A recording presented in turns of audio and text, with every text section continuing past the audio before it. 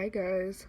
When 9/11 happened, I was only 5 years old, so I was in kindergarten actually, and I lived in California, so my perspective of 9/11 was a little bit different than a lot of people here because I lived all the way across the country from where everything was happening.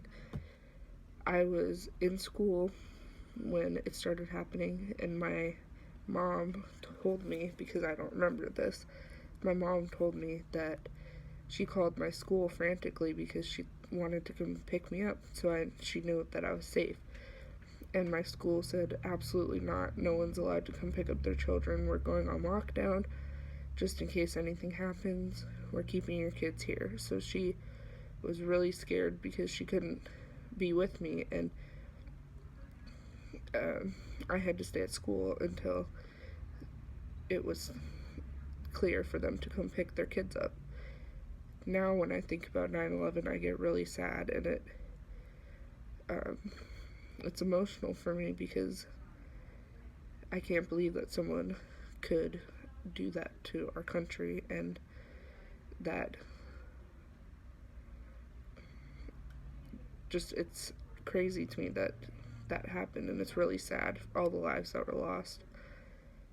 I've been to the memorial for it in New York City, and it's really sad and somber, and it helps me to remember all the heroes that came to help, and all the firefighters, the police officers, all these people who came to help out of the goodness of their heart to help salvage anything that they could, and to help save the people that were in the buildings when they got hit by the plane. I was in middle school on 9/11. I remember being in civics class with my friends. My teacher turned on the TV. We didn't know what was going on. I don't really think I was old enough to really understand the impact that it was going to make on a lot of people's lives. Tell me when. On 9/11, I was in an airport in Alabama, getting ready to take a flight back to Virginia. Emotions were undescribable. The airport was actually silent.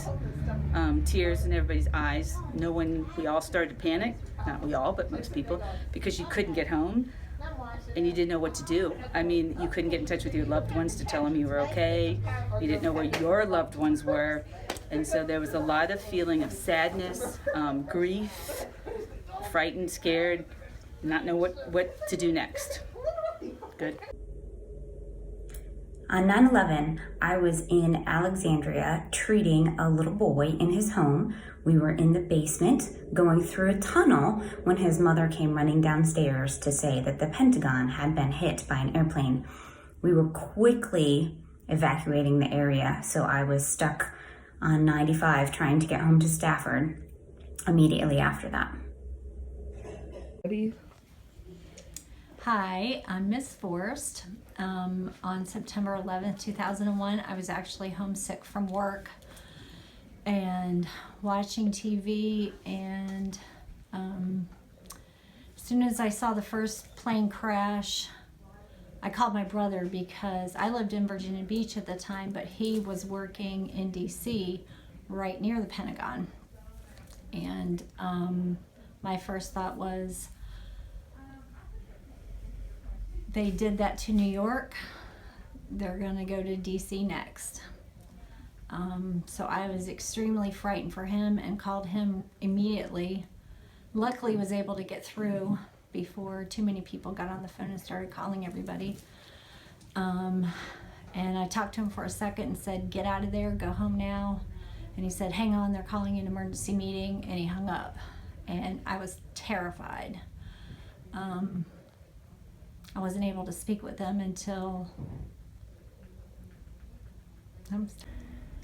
Hello guys.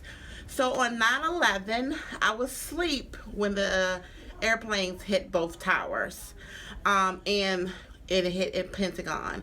But my dad travels back and forth from Pentagon to the State Department.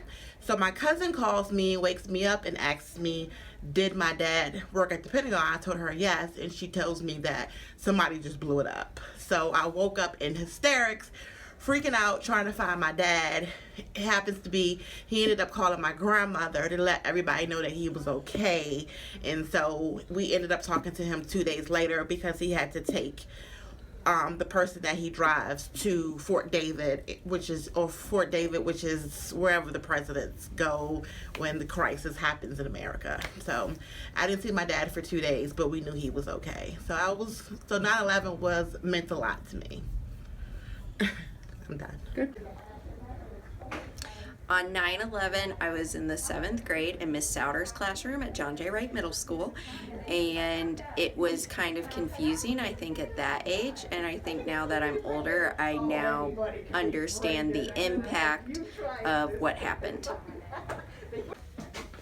Hey guys, it's Miss Scott. I'm just checking in with you guys to let you know where I was on 9/11/2001. At the time, I worked for the Rappahannock Area Community Services Board in Spotsylvania.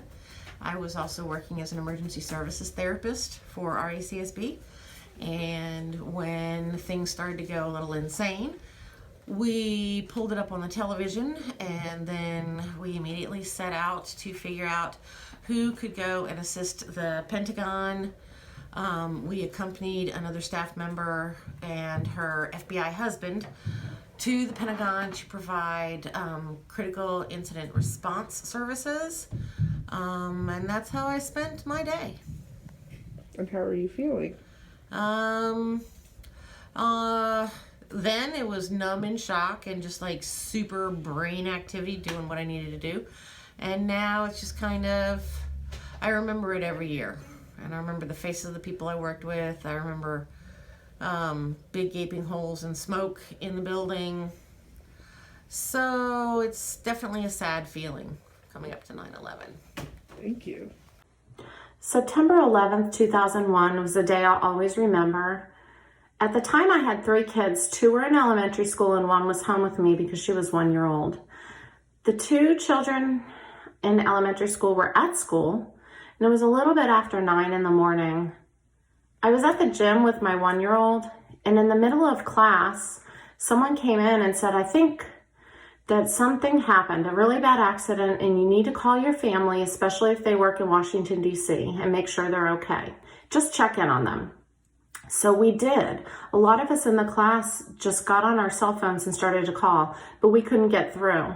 When I couldn't get through, I felt like really worried. I felt it almost hard to breathe, but I took 3 deep breaths, and then I drove home.